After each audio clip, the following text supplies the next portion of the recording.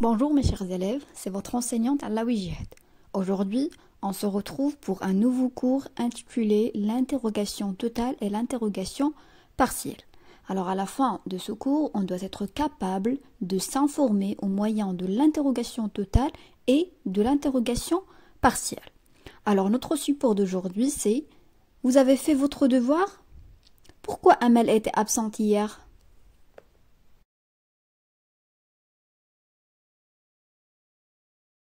Alors avant de commencer, on va faire un petit rappel. Combien y a-t-il de types de phrases?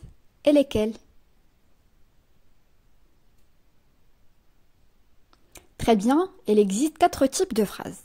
La phrase déclarative, la phrase impérative, la phrase exclamative et la phrase interrogative qu'on va voir aujourd'hui dans notre cours.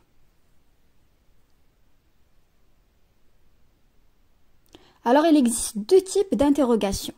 Le premier type, c'est l'interrogation totale qui porte sur toute la phrase et elle a une réponse par oui ou par non. D'accord? Alors on va voir un exemple. Vous avez fait votre devoir? Alors, il y a 2 réponses possibles à cette question. Soit oui, nous avons fait notre devoir ou bien non, nous n'avons pas fait notre devoir. Alors, la phrase ou bien la question « Vous avez fait votre devoir » est donc une interrogation totale.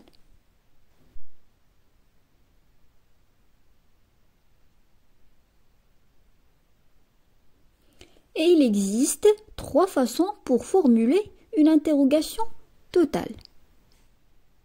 La première façon, c'est l'intonation. Vous avez fait votre devoir? Alors, l'intonation, à l'écrit, il ne se diffère de la phrase déclarative que par un point d'interrogation. C'est-à-dire, on a enlevé le point d'interrogation et on a mis un point, alors on va avoir une phrase qui est déclarative. D'accord? Alors, c'était la première façon pour formuler une interrogation totale. Pour la deuxième, c'est l'inversion de sujet. C'est-à-dire, on inverse la place du verbe et du sujet. Avez-vous fait votre devoir? Et la troisième méthode, c'est on ajoute « est-ce que » au début de la phrase. Est-ce que vous avez fait votre devoir?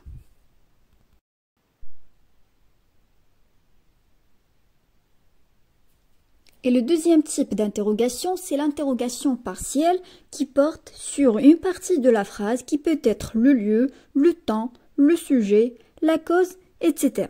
C'est-à-dire, elle porte sur un de ces constituants qui est présenté comme inconnu. Et c'est donc sur ce constituant que porte la demande d'information formulée au moyen d'un terme interrogatif.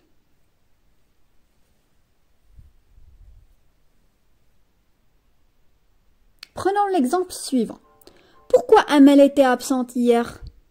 Alors ici, on ne peut pas répondre à cette question par oui ou bien par non. Mais ici, on cherche la cause de l'absence de Amel en employant le mot interrogatif « pourquoi ». Donc, nous sommes devant une interrogation partielle.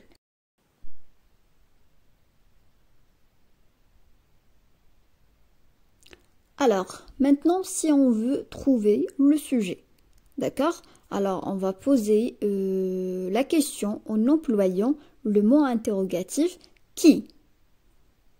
Exemple, qui frappe à la porte?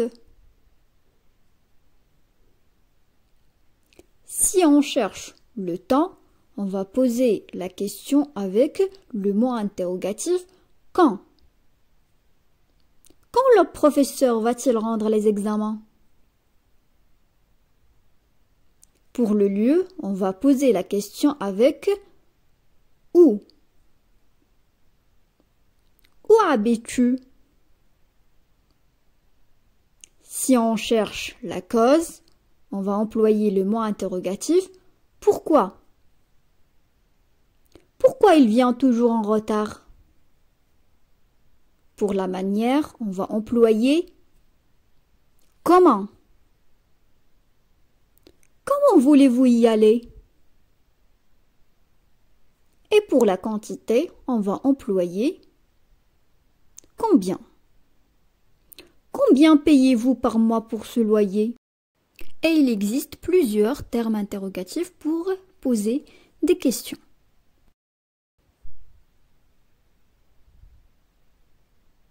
Maintenant, on va faire un petit exercice d'application. Alors, s'il vous plaît, essayez de préciser dans les phrases suivantes s'il s'agit d'une interrogation totale ou d'une interrogation partielle. On commence par la première phrase. Quand le train partira-t-il? Alors ici, on a une interrogation totale ou bien partielle?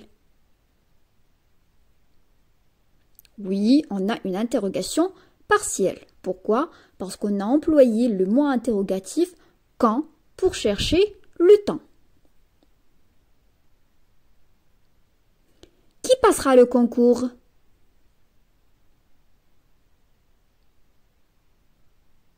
Alors c'est une interrogation aussi partielle parce qu'on a employé le terme interrogatif qui pour trouver le sujet.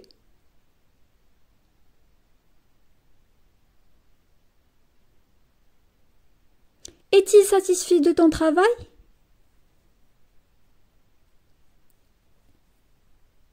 Alors ici, on a une interrogation totale parce que on peut répondre à cette question par oui ou par non.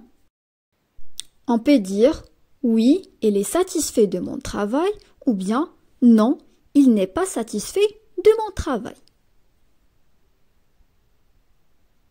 Combien ont-ils d'enfants?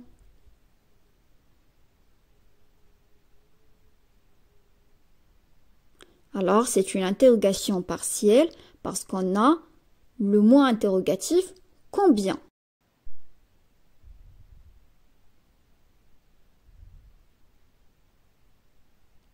Est-ce que nous pouvons partir?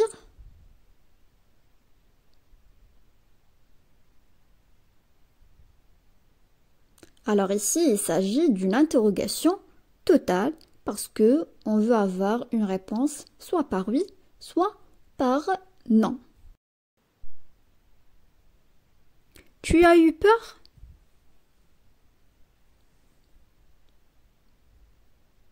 Alors aussi dans cette phrase, il s'agit d'une interrogation totale. Alors on peut répondre à cette question soit par oui, soit par non.